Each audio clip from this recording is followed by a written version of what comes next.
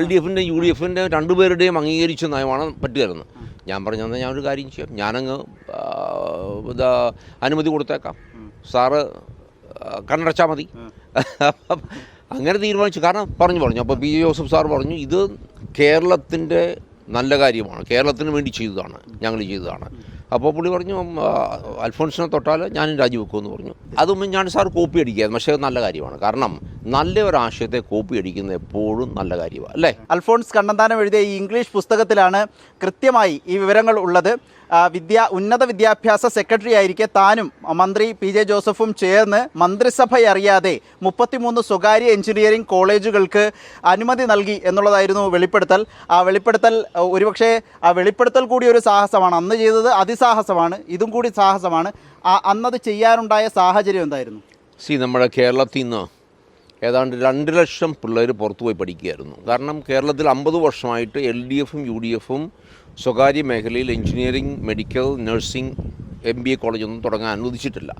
അപ്പോൾ നമ്മുടെ 2 ലക്ഷം പിള്ളേർ കർണാടകത്തിലും തമിഴ്നാട്ടിലൊക്കെ പോയി പഠിക്കുകയായിരുന്നു. അത് വളരെ മോശം സ്ഥിതിയിലുള്ള കോളേജുകളായിരുന്നു.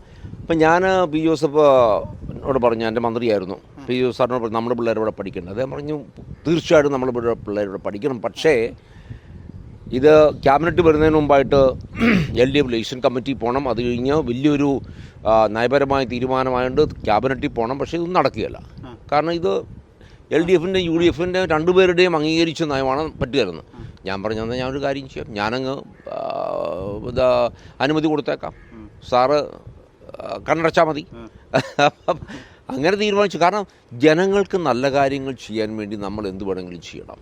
കാരണം ഇതൊക്കെ നമുക്ക് വ്യക്തിപരമായിട്ട് കണ്ണന്താനത്തിനും PJ ജോസഫ് സാറിനും കൊണ്ടുപോകാനല്ല, ആർക്കും ഒരു കപ്പ് ചായ പോലും ആരും മേടിച്ചു തന്നിട്ടുമില്ല. പക്ഷേ ഈ മന്ത്രിസഭ അറിയാതെ സെക്രട്ടറിയും മന്ത്രിയും കൂടി അങ്ങനെ ചെയ്യുമ്പോൾ അത് ഒരു ചട്ടക്കൂടിനകത്തൊരു തെറ്റായിട്ട് തന്നെ അല്ലേ അത് കാണേണ്ടി വരും? ഈ ചട്ടക്കൂടുകളൊക്കെ തെറ്റാണ്. ഞാൻ ചോദിച്ചോട്ടെ, 2 ലക്ഷം പിള്ളേർ കേരളത്തിൽ പഠിക്കുന്നു ഈ ഇതുകൊണ്ട്. ഞാൻ ഇതിന് അനുമതി കൊടുത്തുകൊണ്ട് അത് കഴിഞ്ഞ് AK ആന്റണി സാർ മുഖ്യമന്ത്രിയായി വന്നപ്പോൾ അദ്ദേഹത്തിന് മെഡിക്കൽ കോളേജിന് അനുമതി കൊടുക്കേണ്ടി വന്നു, നഴ്സിംഗ് കോളേജിന് കൊടുക്കേണ്ടി വന്നു, MBAക്ക് കൊടുക്കേണ്ടി വന്നു. നല്ലൊരു കീഴ്വഴക്കമായി. നല്ല ഈ കീഴ്വഴക്കം വന്നതുകൊണ്ട് അൽഫോൺസ് കണ്ണന്താനം പറയുന്നത് പോലെ പിന്നീട് ഇത് EK നായനാർ അറിഞ്ഞപ്പോൾ കണ്ണന്താനത്തിന് എതിരെ നടപടിയെടുക്കണമെന്ന് ആവശ്യപ്പെട്ടു. പിന്നീട് എന്താ സംഭവിച്ചത്? അപ്പോൾ മന്ത്രിസഭയിൽ ഇത് അറിഞ്ഞപ്പോൾ അത് അദ്ദേഹം ഔട്ട് ഓഫ് അജണ്ടയായിട്ട് കൊണ്ടുവന്നു. എന്നെ സസ്പെൻഡ് ചെയ്യണമെന്ന് പുള്ളി പറഞ്ഞു. അപ്പോൾ പറഞ്ഞു അപ്പോൾ PJ ജോസഫ് സാർ പറഞ്ഞു ഇത് കേരളത്തിൻ്റെ നല്ല കാര്യമാണ്, കേരളത്തിന് വേണ്ടി ചെയ്തതാണ്, ഞങ്ങൾ ചെയ്തതാണ്.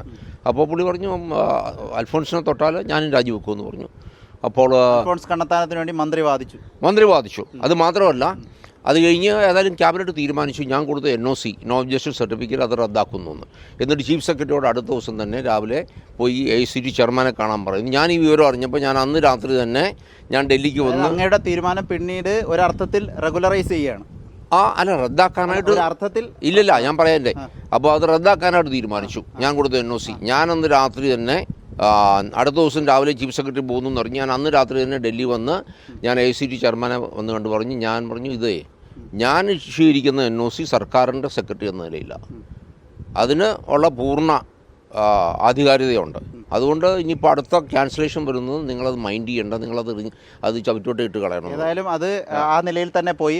മാത്രമല്ല ഈ പുസ്തകത്തിൽ മറ്റ് ചില വിവാദ കാര്യങ്ങളും ഉണ്ട് എന്നുള്ളതാണ്. അല്ല, അത് കഴിഞ്ഞിട്ടേ അപ്പോൾ AICT ചെയർമാൻ പറഞ്ഞു ഞാൻ നിങ്ങൾ തന്ന നോ ഒബ്ജക്ഷൻ സർട്ടിഫിക്കറ്റിൻ്റെ ബേസിൽ ഞാൻ അനുമതി കൊടുക്കാൻ പോവുക. അങ്ങനെയാണ് കേരളത്തിൽ ഈ 33 NOC കൊടുത്തതിന് 13 കോളേജുകൾക്ക് NOC കൊടുക്കുകയും കോളേജുകൾ തുടങ്ങുകയും ചെയ്തു.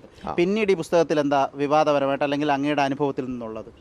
വേറൊരു ചാപ്റ്ററിനകത്ത് ഈ ജനസമ്പർക്ക പരിപാടി, അത് ഉമ്മൻചാണ്ടി സാർ കൊണ്ടുവന്നല്ലേ നിങ്ങളൊക്കെ പറയുന്നത്. നിങ്ങളൊന്നും ഇതൊന്നും വായിക്കുകയും കാണുകയൊന്നും ചെയ്യൂലല്ലോ. അതുകൊണ്ട് ഞാൻ ഇത് 1996 ഇറങ്ങിയ എൻ്റെ പുസ്തകമാണ്. ഇതേ ഇവിടെ കൊടുത്തിട്ടുണ്ട്, 96 ഇറങ്ങിയ പുസ്തകമാണെന്ന്. ഇത് 13ാമത്തെ എഡീഷനാണ് കേട്ടോ, ഇപ്പോഴത്തെ പുസ്തകമല്ല. അതിനകത്ത് 60ാമത്തെ പേജ് മുതൽ 64ാമത്തെ പേജ് വരെ കൊടുത്തിരിക്കുന്ന ജനസമ്പർക്ക പരിപാടിയെപ്പറ്റി. അതിൻ്റെ പേര് അന്ന് ജനങ്ങളിലേക്കെന്നായിരുന്നു. വളരെ വിശദമായിട്ട് എങ്ങനെ നമ്മുടെ ജില്ലാ ഭരണകൂടത്തെ ജനങ്ങളിലേക്ക് കൊണ്ടുപോയി ജനസമ്പർക്ക പരിപാടി. അതായത് ജനസമ്പർക്ക പരിപാടി മുഖ്യമന്ത്രിയുടെ ഉമ്മൻചാണ്ടിയുടെ പരിപാടി അങ്ങയുടെ ആശയമാണ്. എൻ്റെ ആശയം ഞാൻ തുടങ്ങി വെച്ച കോട്ടയം ജില്ലയിലെ എല്ലാ പഞ്ചായത്തിലും ഞങ്ങൾ പോയി. ഇത് 3 മാസത്തെ നമ്മുടെ പ്രത്യേകമായിട്ട് നമ്മൾ ഇതെല്ലാം തീരുമാനിച്ച് പരാതികൾ കിട്ടി അതെല്ലാം പരിശോധിച്ചിട്ടാണ് നമ്മുടെ എല്ലാ പഞ്ചായത്തിലും പോകുന്നത്. അങ്ങനെ കോട്ടയത്തെ എല്ലാ പഞ്ചായത്തും കവർ ചെയ്തു. അന്നത്തെ പത്രങ്ങളിലും എല്ലാം ഉണ്ടായിരുന്നു. അന്ന് അത് കോപ്പി അടിക്കുകയായിരുന്നു ഒരർത്ഥത്തിൽ. അത് ഉമ്മൻചാണ്ടി സാർ കോപ്പി അടിക്കുകയായിരുന്നു. പക്ഷേ അത് നല്ല കാര്യമാണ്. കാരണം നല്ല ഒരു ആശയത്തെ കോപ്പി അടിക്കുന്നത് എപ്പോഴും നല്ല കാര്യമാണ്, അല്ലേ?